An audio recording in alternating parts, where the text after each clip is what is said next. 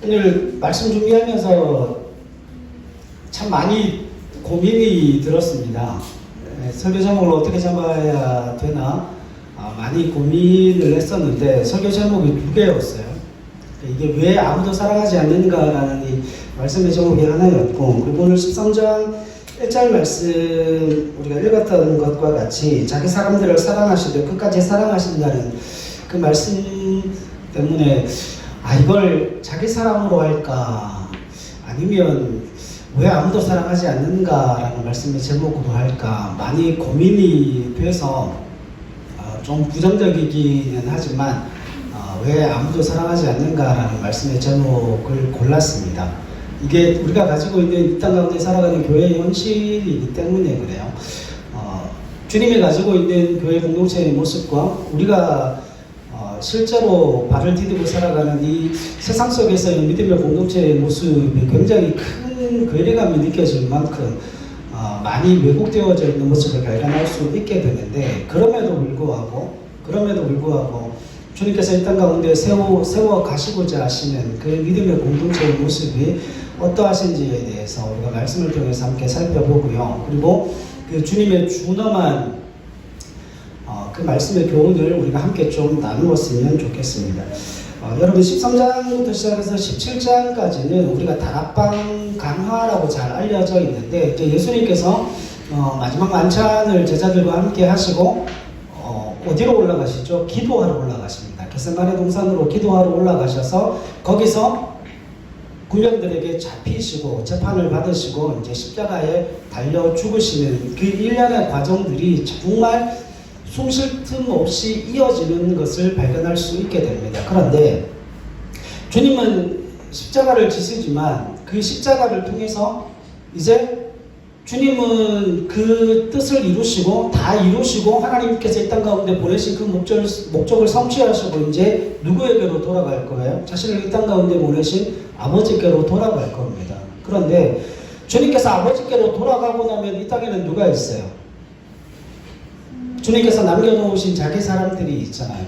그 자기 사람들을 오늘 우리가 읽었던 13장 1절 말씀에 보면 자기 사람들을 어떻게 사랑하십니까? 사랑하시되 끝까지 사랑하신다라고 말씀하세요.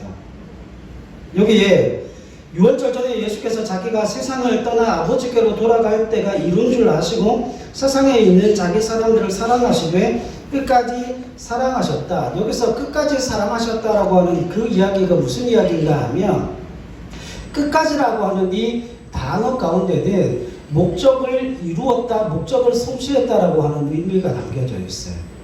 그러니까 주님께서 목적하신 그 목적한 바가 이루어지기까지 우리를 어떻게 하신다는 거예요? 우리를 사랑하신다는 거예요. 자기 사람들을 그렇게 사랑하신다는 거예요. 그러면 여러분, 주님은 이제 십자가를 지시고 6월절 전, 지금 1절에 나와 있는 이 6월절 전이라고 하는 이 단어는 이제 예수님께서 내일을 되시면 어떻게 하신다는 거예요? 십자가에 달려 죽으신다는 이야기예요. 십자가에 달려 죽으시기 전 마지막 밤에 제자들과 만찬을 하시고, 그리고 이제 하나님께로 돌아가는 그 과정 가운데 13장부터 17장까지 긴 내용의 말씀들을 제자들에게만 주셨다라고 하는 거죠. 왜냐하면 자기 사람으로 대표되어지는 그 일단의 사람들이 주님을 따르고 있는 제자들이기 때문에 그래요. 쉽게 말씀을 드리면 그 만찬 자리에는 그동안 예수님을 따라다녔던 수만 명의 무리들이 함께 들어와 만찬을 즐기는 게 아니고, 특별히 예수님과 가장 가까운 예수님의 12 제자들, 예수님과 가장 가까운 사람들이 함께 모여서 뭐 하는 자리였죠? 만찬을 나누는 자리였어요. 마지막 만찬을 나누는 자리였는데, 공간복음서에 보면 마태마가 누가복음에 보면 그게 6월절 마지막 만찬이라고 최후의 만찬이라고 되어져 있어요. 그런데 그 최후의 만찬이 보통 한 6시간 정도 진행이 됩니다. 그러니까 만찬을 준비하고 만찬이 시작되었을 그때부터 시작해서 그 만찬이 언제쯤 끝나는가 하면 밤 12시쯤 끝나요. 근데 밤 12시쯤 끝나면 그 유대인들이 가지고 있는 관례상 그들이 그냥 집으로 흩어져 가는 게 아니고, 그 만찬이 끝나고 그 만찬 자리에서 일어나서, 왜 우리 지붕 있잖아요, 옥상 지붕. 그 팔레스타인 지방에는 지금 흙으로 지었기 때문에 네모 반듯한 지붕이 있어요. 그 지붕 위로 올라가서 하나님을 찬양하는 그 찬양의 시편을 노래합니다. 거기서 찬양의 시편을 읊조리고 노래하고 그러면서 하나님께서 이 모든 기쁨과 즐거움을 주셨음을, 이 모든 구원을 허락하여 주셨음을 감사하는 찬양을 드리게 되는데, 예수님께서는 그 모든 일들을 다 마치시고 난 이후에 겟세마네 동산으로 올라가서 기도하시게 되는 거죠. 자, 그러니까 그와 같은 일련의 배경들을 통하여서, 일련의 과정들을 통하여서 이제 예수님께서 십자가에 달려 죽으실 것이지만, 그 남겨질 하나님의 백성들, 남겨질 제자들, 남겨질 자신의 사람들을 보시면서 뭐 하시는 거예요? 그들을 위로하시고 그들을 격려하시고 그들 가운데 뭘 하고 있는 거죠? 그들의 믿음을 더욱더 북돋우기 위하여서 주님께서 그들에게 권면하고 있는 장면이 13장부터 17장까지 길게 기록이 되어져 있습니다. 자, 그런데 그 13장부터 17장까지의 내용에 있어서 우리가 한 가지 의문을 가져야 되는 게 있어요. 주님께서 이제는 제자들과 함께 계시지 못하잖아요. 그죠? 17장이 지나면 이제 재판을 받으시고 십자가에 달려 죽으시고 하나님 보좌 우편으로 다시금 가실 것이기 때문에 주님께서는 더 이상 제자들과 함께 하지 못하게 될 거예요. 그런데 13장 1절 말씀에 보면, 여러분, 예수께서 자기가 세상을 떠나 아버지께로 돌아가실 때가 이룬 줄 아시고 세상에 있는 자기 사람들을 사랑하실 때 언제까지 사랑하신다고요? 끝까지 사랑하신다고요. 그러면 이제 13장 1절에서 자기 사람들을 사랑하실 때 끝까지 사랑하신다. 다시 말하면 예수님의 그 목적하신 바가 이루어지기까지 예수님께서는 그들을 떠나지 아니하시고 그들을 붙들어 인도해 주시고 하나님의 사람들이 실족하지 아니하도록, 또 그들의 믿음이 뭐하지 아니하도록요? 후패하여 물러가지 아니하도록 그들의 믿음을 지켜주시겠다라고 말씀하시고 있는데, 그러면 그 자기 사람들을 사랑하시는 그 사랑이 어떻게 드러나고 나타나는지가 우리에게 있어 가장 중요한 문제라고 하는 거예요. 그렇지 않습니까? 생각을 해보세요. 주님께서 제자들을 떠나가는데, 야, 나 너 사랑해. 나 너 정말 사랑해. 내 생명보다 나는 너를 더 사랑해. 그리고 주님 가셨어요. 그리고 나면 남겨진 사람들에게 있어, 남겨진 사람들이 유일하게 기대할 수 있는 건 뭘까요? 주님이 나를 사랑하신다라고 했는데, 그러면 그 사랑이 내 삶 속에 어떻게 드러날 것이며, 그 사랑을 통하여서 나는 어떻게 지켜질 것이며, 나는 어떻게 하나님 나라 가는 그날까지 내 믿음이 이 땅 가운데 흔들리지 않고 그 믿음이 견고하게 어떻게 세워져 갈 수 있을까를 물어야 되는 것 아닙니까? 그걸 누가 책임져 주시겠다는 거예요? 주님이 책임져 주시겠다는 거예요. 왜냐하면 사랑하는 주체가 누구이기 때문에요. 주님이 우리를 사랑하여 주심으로 말미암아 세상 가운데 우리를 빼앗기지도 아니하시고 우리를 고아와 같이 홀로 내버려 두지도 아니하실 것이기 때문에, 결론적으로 말씀을 드리면 성령 하나님을 우리 가운데 보내주심을 통하여서 그 성령 하나님을 통하여 오늘 설교되어지게 될 그 내용들을 감당하고 기쁨과 즐거움 속에서 그 사역을 감당하도록 우리를 붙들어 인도해 주신다는 의미예요. 그러니까 성령 하나님이 이 땅 가운데 오시면 오늘 주님께서 말씀하시는 이 사랑이 믿음의 공동체 안에 또 우리의 심령 가운데 드러나고 나타날 수밖에 없다라고 하는 거예요. 그러니까 오늘 본문의 말씀이 13장부터 17장까지 있는 그 모든 말씀들에 있어 가장 중요한 핵심적인 말씀이 되어줄 수 있다라고 하는 거죠. 자, 말씀을 잠시 살펴보겠습니다. 자, 그러면 여기서 우리가 한 가지 생각해야 될 건, 예수님께서 누구를 사랑하신다고요?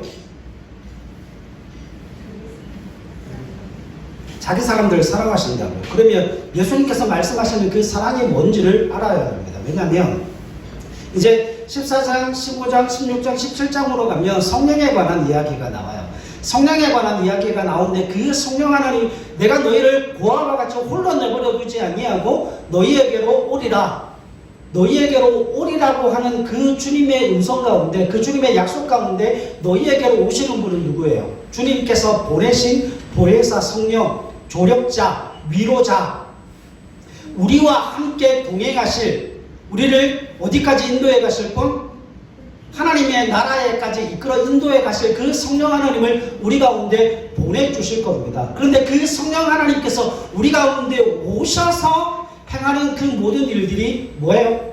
바로 하나님의 사랑을 드러내고 하나님의 사랑을 나타내고 하나님의 사랑을 깨닫게 하는 거라는 이야기죠. 그러면 그 성령 하나님이 이 땅 가운데 오셔서 행하는 가장 중요한 게 뭔가? 그러면 주님께서 말씀하시는 그 사랑이 무엇인지 알게 되면 성령 하나님이 이 땅 가운데 오셔서 행하신 그 사역이 무엇인지를 정확하게 알 수 있죠. 그죠? 그게 오늘 본문 가운데 나옵니다. 자, 2절 보세요. 마귀가 벌써 시몬의 앞에 가는 유다의 마음에 예수를 팔려는 생각을 넣었더라. 그러니까 이게 언제쯤 넣었을까요? 언제쯤 넣었을까요?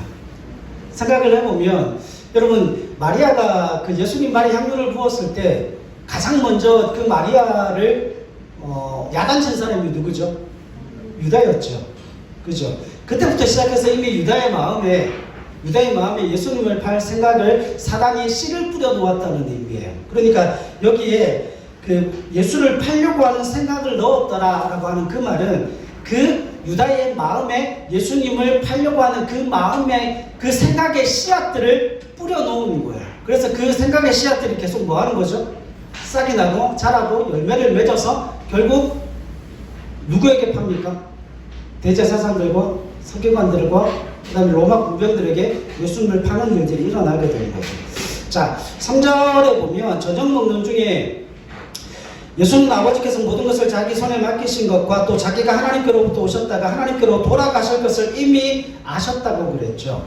그리고 난 이후에 4절 같이 읽겠습니다. 4절 시작. 저녁 잡수시던 자리에서 일어나 겉옷을 벗고 수건을 가져다가 허리에 두르시고 이에 대야에 물을 떠서 제자들의 발을 씻으시고 그 두르신 수건으로 닦기 시작하셨다라고 말씀해요. 자, 여러분 이제 적으세요. 이경 배경을 좀 알아야 됩니다. 여러분, 저녁 잡수시던 자리에서 예수님께서 갑자기 일어나서 겉옷을 벗으시고 수건을 가져다가 허리에 두르시고 제자들의 발을 씻기시기 시작했습니다. 여러분, 원래 이 일이 저녁 먹을 때 일어나면 안 돼요.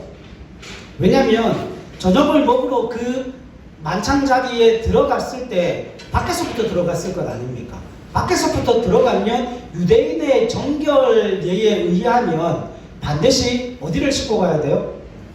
손과 발을 씻고 그 만찬 자리에 가야 됩니다. 그런데 오늘 본문의 말씀에 보면 요한이 의도했던 아니던 어떤 학자들 같은 경우에는 발을 두 번 씻었다는 의미를 그렇게 이야기하시는 분도 있어요. 근데 저는 그렇게 보지는 않습니다. 왜냐하면 저녁 잡수시던 자리에서 예수님께서 친히 일어나 겉옷을 벗으시고 수건을 가져다가 허리에 두르셨다라고 하는 것, 제자들의 발이 어떻다는 거예요? 더럽다는 거예요. 자, 그런데 왜 만찬장에 들어갈 때, 왜 그 집에 들어갈 때 발을 씻지 않았을까요? 왜 발을 씻지 않았을까요? 만약 그 집에 들어갔던 그 집에 노예가 없었다면 그 집에 그들을 접대하는 그 집의 주인이나 노예가 없었다면 서로 발을 씻겨주는 게 그들의 정결례에 있어서 관례였습니다. 서로 발을 씻어주는 게 관례였어요. 근데 왜 아무도 예수님의 발을 씻기지도 않고 자신의 발을 또 다른 타인의 발을 씻겨주지 않았을까? 누가복음 22장으로 한번 해보세요. 누가복음 22장. 그 이유가 나옵니다.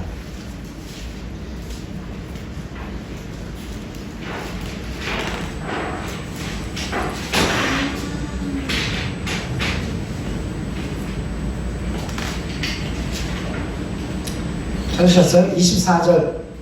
누가복음 22장 24절 읽습니다. 시작. 또 그들 사이에 그 중 누가 크냐 하는 다툼이 난지라.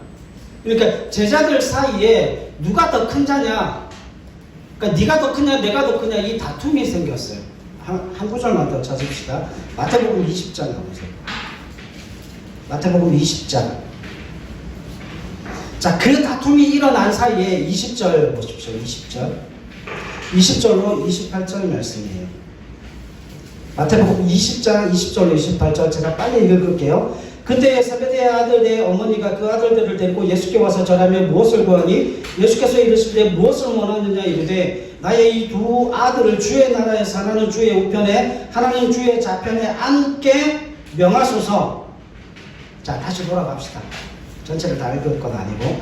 자, 지금 왜 그들의 발이 더러웠는가 하면 만찬장에 들어가기 전에 그 제자들 사이에 큰 다툼이 일어났는데 네가 크냐 내가 크냐 그 다툼이 일어난 그 사이에 그 뭐 베드로의 엄마가 온 것도 아니고 그 어떤 누구도 어머니가 와서 예수님에게 청탁을 하는 사람은 없었는데 그때에 세베대의 아들들의 어머니가 와가지고 뭐라고 청탁을 하는가 하면 예수님께 한 아들은 예수님 우편에 한 아들은 예수님 좌편에 앉을 수 있게 도와달라고 청탁을 합니다. 그러니까 제자들이 분노를 내서 우리 엄마는 안 하는데 우리 아빠는 안 하는데 도대체 어떻게 그런 청탁을 예수님한테 할 수 있냐. 내가 예수님의 수제자고 내가 너보다는 훨씬 더 능력 있고 훨씬 더 지식이 많고 지혜가 많은 사람인데 어떻게 네가 나보다 더 클 수 있냐. 그 논쟁이 붙은 사이에 무슨 일이 벌어지게 되는 거예요. 그 누구도 다른 누구보다 낮아지기를 원하지 않았기 때문에 자신의 발은 물론이요 상대방의 발을 씻어 줄 수도 없을 뿐더러 더구나 자신이 섬기던 그 예수님의 발조차도 씻기지 못했다는 거예요. 지금 4절에 나오는 이 13장 4절에 나오는 저녁 잡수시던 자리에서 예수님께서 겉옷을 벗었다는 거잖아요. 여러분 그 당시에 겉옷은 통짜로 되어 있죠. 이 겉옷이 그냥 위에 있는 겉옷 하나만 벗은 게 아니고 속옷만 남겨두고 다 벗었다는 이야기예요. 여러 개를 겹쳐 입었던 그 옷을 다 벗었다는 이야기예요. 이게 무슨 이야기인가 하면 겉옷을 다 벗게 되면 뭐가 나타나죠? 맨몸이 나타나죠. 맨몸이 나타나는데 그 맨몸에 수건을 허리에다 두르시고 제자들의 발을 씻기 시작하는데 이와 같은 행동은 누가 하는 건가 하면 그 집의 노예들이 하는 행동이에요. 그 집의 노예들이 주인이 집으로 돌아왔을 때에 자신의 겉옷을 벗어서 맨살로 허리에 수건을 두르고 그 주인의 발을 닦는 겁니다. 왜 그랬을까요? 왜 그렇게 했을까요? 안전하다는 걸 보여주기 위한 거예요. 내가 그 어떤 흉기도 가지고 있지 않고 주인에게 해가 될 만한 어떤 것도 내 몸에 소유하고 있지 않다.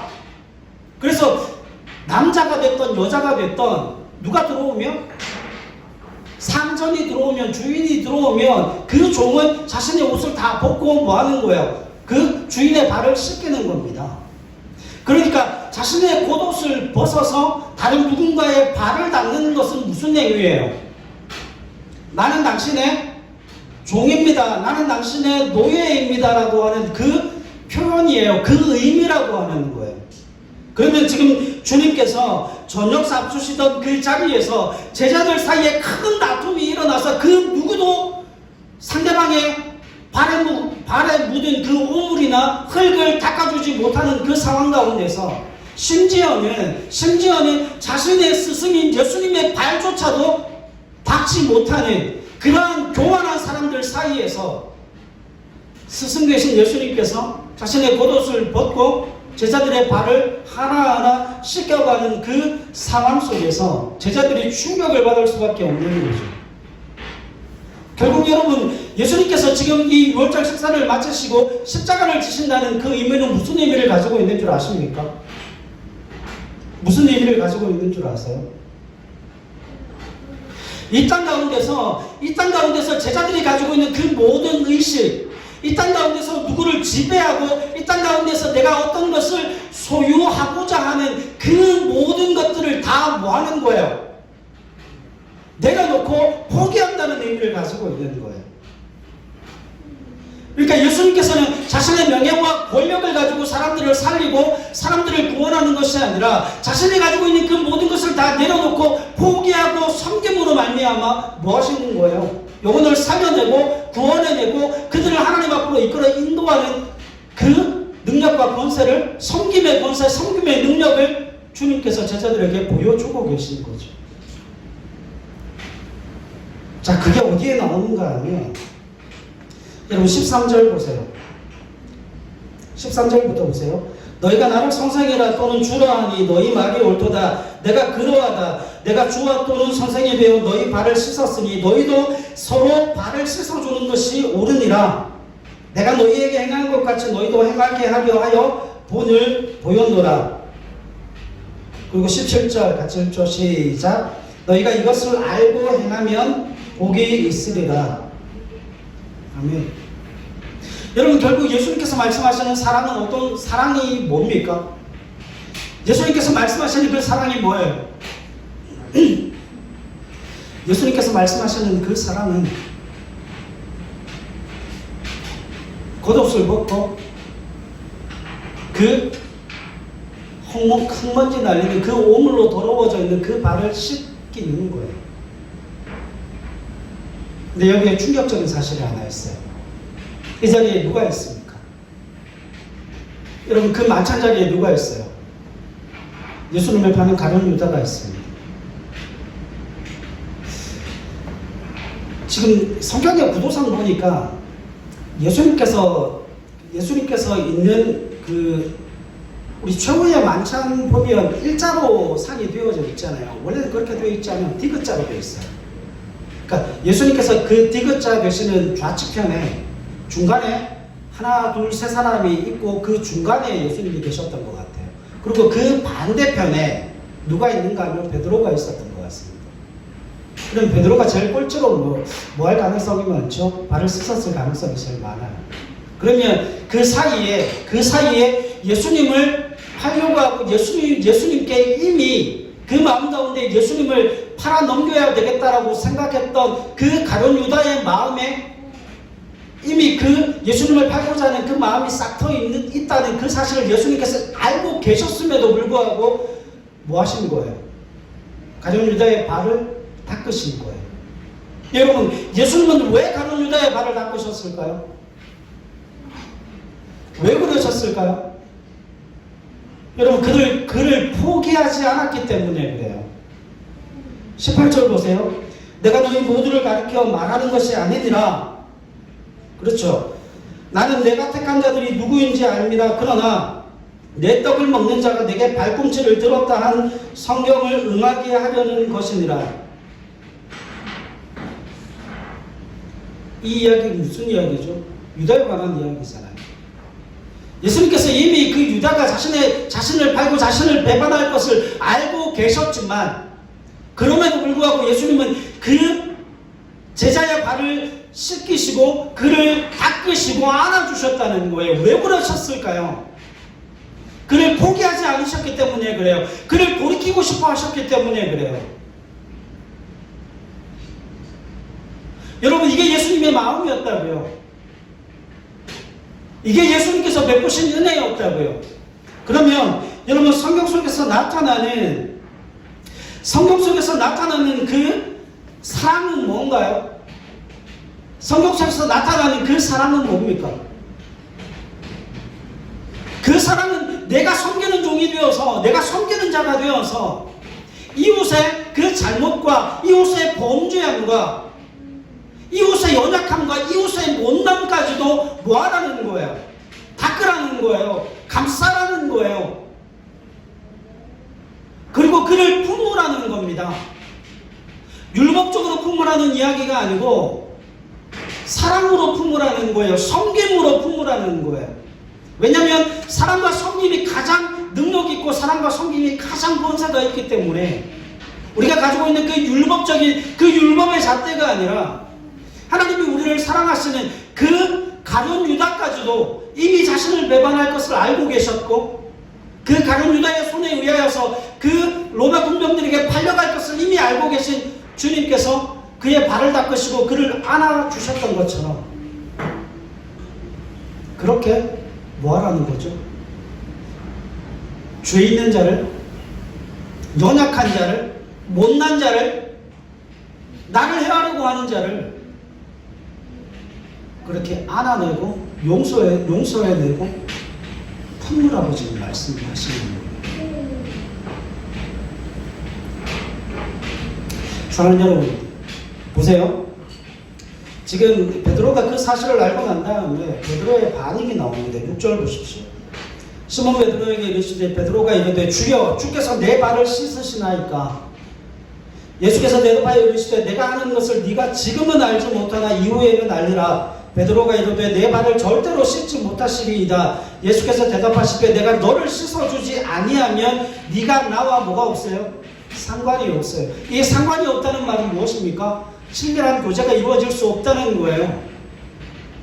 그 친밀함이 형성되어질 수 없다는 거예요. 그러니까 베드로가 주여 내 발뿐 아니라 손과 머리도 씻어달라고 이야기할 때 주님께서 굉장히 의미 있는 이야기를 하세요. 10절 발표하시고요. 예수께서 이르시되 이미 목욕한 자는 발밖에 씻을 필요가 없느니라. 온몸이 깨끗하니라. 너희가 깨끗하나 다는 아니니라. 이는 자기를 팔 자가 누구인지 아시니라. 그러므로 다는 깨끗하지 아니하다 하셨다라고 이야기를 합니다. 자, 여러분, 베드로가 온몸을 다 깨끗하게 씻겨달라고 이야기를 하니까 이게 베드로의 교만이거든요. 베드로가 지금 무슨 이야기를 하는 거예요? 제자들 사이에 누가 크냐는 그 논쟁이 붙었을 때 베드로의 엄마는 안 왔거든요. 근데 세베대의 아들들의 엄마는 왔어요. 그러니까 베드로가 지금 주님께 무슨 청탁을 하고 있는가 하면 주님 나는 수제자 아닙니까? 다른 제자들과는 다른 특별한 대우를 해주십시오. 그래서 발만 씻는 게 아니라 온몸을 다 씻겨 주십시오라고 이야기를 하니까 주님께서 뭐라고 말씀하시는가 하면 이미 구원받은 사람들, 이미 예수 그리스도의 보혈로 말미암아 그 은혜로 말미암아 구원받은 하나님의 사람들은 뭐 할 필요가 없다고요? 다시 그 온몸을 씻음받을 필요가 없다고요. 뭐만 씻으면 된다고요? 발만 씻으면 된다고요. 그런데 그 발을 누가 씻어주라고요? 제가요. 여러분들이요. 서로가요. 여러분 그 발이 더럽다는 의미는 뭐예요? 죄가 있다는 거예요. 범죄하고 있다는 거예요. 못남이 있다는 거예요. 그럼에도 불구하고 그 발을 씻어주자. 어떻게 씻어주라는 거예요? 서로 씻어주라는 거예요. 여러분 이게 우리에게 있어 감당해야 될 믿음의 공동체 안에 속해 있는 하나님의 사람들이 행하여야 할 그 사람이라고 하는 거예요. 여러분 사랑은 찌르는 게 아니에요. 사랑은 정죄하는 게 아니에요. 사랑은 섬기고 그 못남을 안아내고 그를 율법적으로 정죄하는 것이 아니라 그 죄악 가운데서 그 죄로 말미암는 고통이 어떠한지를 알고 그 죄악 가운데 허덕이는 그들의 영혼의 외침의 소리를 듣고 그들을 알아내고 그들을 위해 기도하고 그들의 발을 닦아주면서 그 죄로부터 빠져나올 수 있는 은혜를 공급하라는 거죠.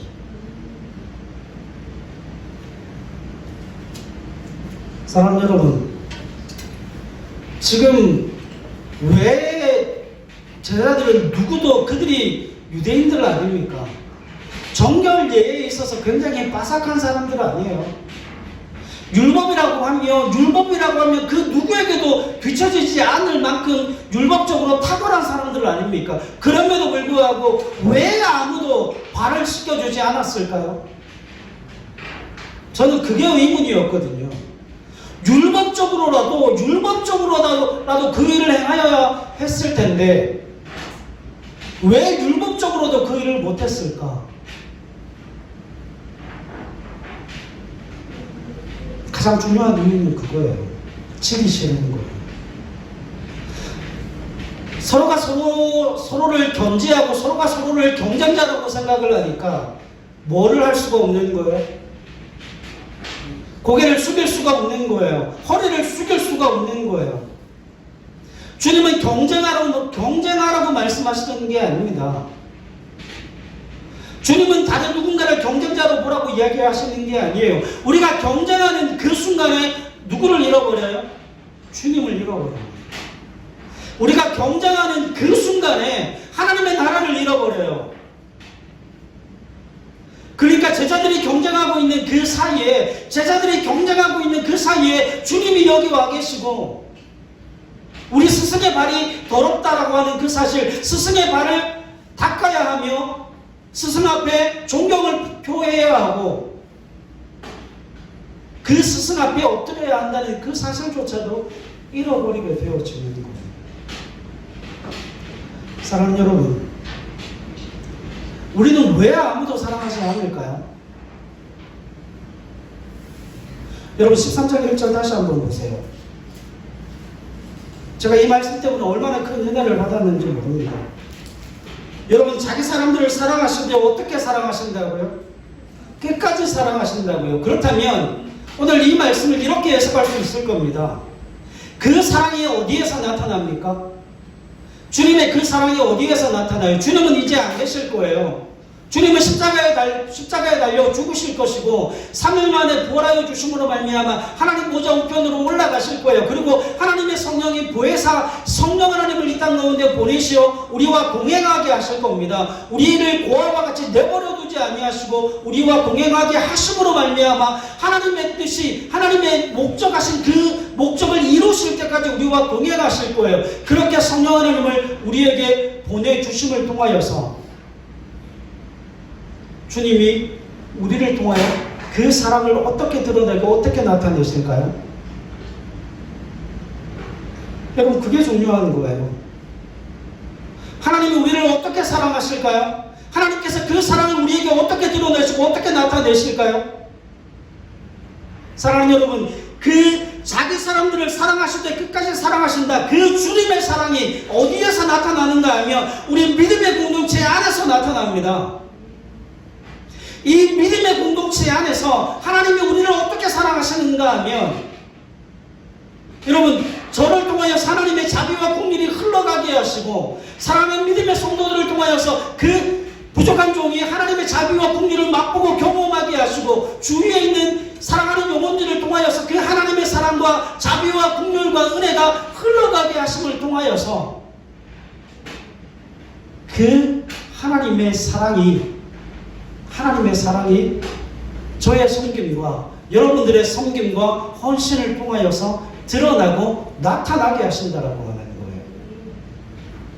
그래서 여러분, 믿음의 공동체가 왜 중요하냐? 혼자 신앙생활 하면 되지 않냐? 천만의 말씀이요. 그런 신앙생활은 없습니다. 그런 믿음 생활은 없습니다. 여러분, 그런 신앙생활은 존재하지 않아요. 왜요? 하나님께서 그걸 원하지 않거든요. 여러분, 이렇게 질문하실 수 있어요. 내비게이터가 뭘 주장합니까? 내비게이터가 뭘 주장해요? 무교회주의를 주장하죠. 제가 그런 말씀 드리고 싶어요. 웃기지 말라 그러세요. 내비게이터를 믿는 두 사람만 있으면, 내비게이터를 주장하는 두 사람만 있으면 그 두 사람은 뭐예요? 공동체예요. 왜냐하면 내가 교회잖아요. 나는 한국에 있고 내가 내비게이터 무교회주의라고 하는 내가 교회 아닙니까? 내가 성전 아닙니까? 나는 여기에 있고 미국에 내비게이터를 주장하는 사람이 있다면 우리는 뭐예요? 공동체예요. 여러분, 그건 우리가 만들어낸 말일 뿐이지만 하나님이 지금 주님께서 말씀하시는 건 이거예요. 주님께서 그 사랑을 어디서 받을 거냐는 거예요. 주님께서 우리를 어떻게 지키실 거냐는 거예요. 주님께서 우리의 믿음을 어떻게 붙들어 가실 거냐는 거예요. 주님께서 우리를 어떻게 사랑하시고 주님께서 우리를 어떻게 지키시고 우리 가운데 그 하나님의 목적하신 바를 어떻게 이루어 가실 건가. 여러분들을 통해서요. 저를 통해서요. 그 하나님의 은혜의 역사가 흘러가게 하실 겁니다. 사랑하는 여러분, 그러니까 교회의 모습이 얼마나 지금 엉망이 되어져 있는지 몰라요. 주님께서 그 믿음의 공동체를 세워가시는 건 사랑으로 그 공동체를 세워가시고 그 사랑을 통하여서 섬기는 종으로 우리를 세워주셨어요. 그래서 그 섬김이 물질로 흘러가고 기도로 흘러가고 섬김으로 흘러가고 헌신으로 흘러가게 하시는 거예요. 그래서 뭐 하시는 겁니까? 하나님의 사랑을 그 사람을 통해 드러내시는 거예요. 아, 하나님이 나를 놓지 않으셨구나. 하나님이 나를 기억하시는구나. 하나님이 나를 여전히 붙들고 계시는구나. 하나님이 나를 그 사랑으로 지켜내고 계시는구나. 그걸 깨닫게 하는 거예요. 여러분, 크리스찬이 무슨 뜻입니까? 크리스찬이 무슨 뜻인 줄 아세요? 작은 예수라는 뜻이에요. 리틀 크라이스트가 크리스찬의 뜻이에요. 여러분, 리틀 크라이스트가 뭡니까? 작은 예수예요. 그러면 그 작은 예수라고 하는 것은 주님께서 행하신 그 일을 보이는 내 삶을 통해 드러내고 나타내는 겁니다. 자, 제가 참 좋아하는 말이 있어요. 여러분, 하나님, 보이지 않는 그 하나님을 여러분 보셨습니까? 하나님 보여요, 안 보여요? 하나님 안 보이잖아요.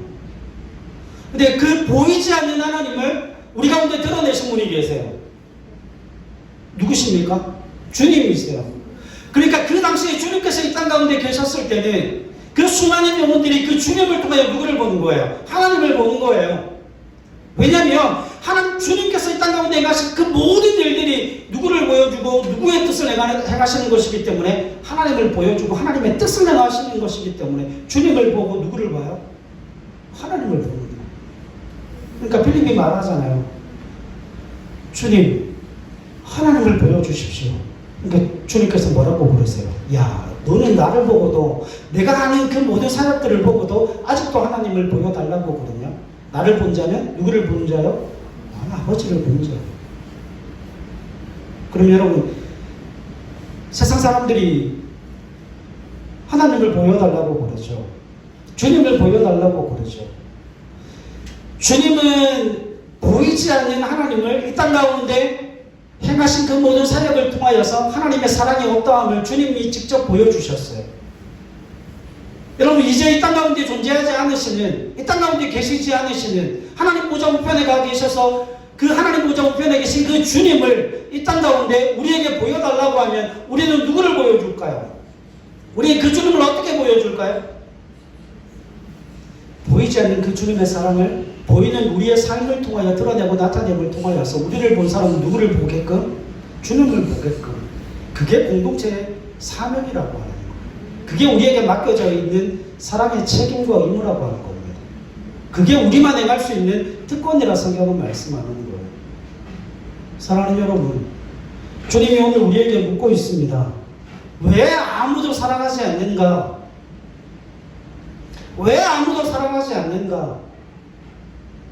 여러분, 시선이 주님에게로부터 떠났기 때문에 그래요. 제가 주일날 말씀을 드리겠지만 여러분, 하나님은 우리에게 모든 자원을 다 허락하셨어요.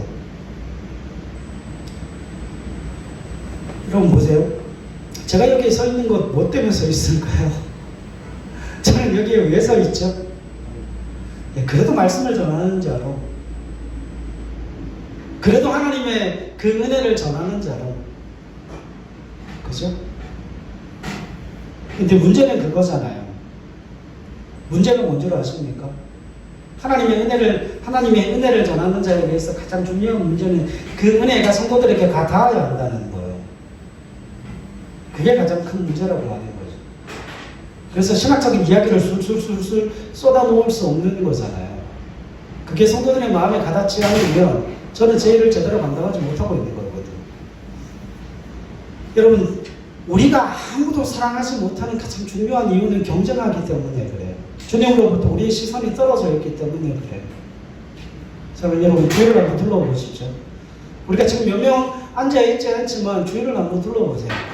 저는 여러분들을 통하여서 얼마나 큰 힘이 되는지 몰라요. 저도 여러분들에게 그런 힘이 되고 싶고,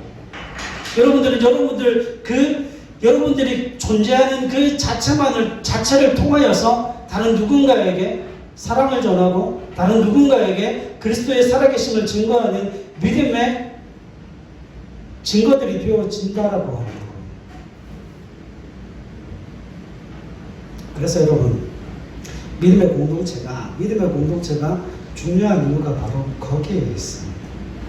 내가 힘들 때 다른 누군가가 내게 다가와서 위로하고 권면하고 밥 한 끼 사주고, 그런 수많은 일들을 통하여서, 그런 하나하나의 일들을 통하여서 하나님이 나를 놓지 아니하신다, 하나님이 나를 사랑하신다, 하나님이 나를 책임져 주신다,